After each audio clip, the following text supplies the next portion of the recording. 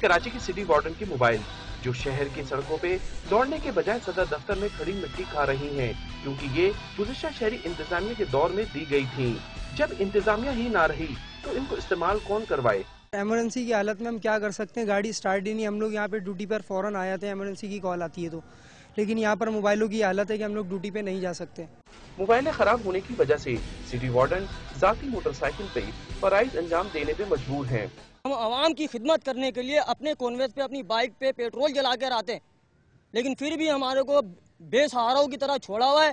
ایک جانب اعلیٰ افسران ٹھنڈے کمروں میں بیٹھ کے گاڑی، پیٹرول اور بھاری تنخواہوں کے مزے لے رہے ہیں، تو دوسری جانب سٹی وارڈنز کی کئی ماہ سے تنخواہوں کے علاوہ کسی بھی قسم کی سہولت سے محروم ہونے کے باوجود شہر بھر میں خدمات انجام دیتے نظر آتے ہیں۔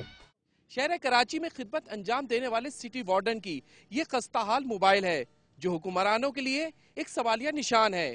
کیمرہ مین انیل احمد کے ساتھ عمران خان، ڈان نیوز، کراچی۔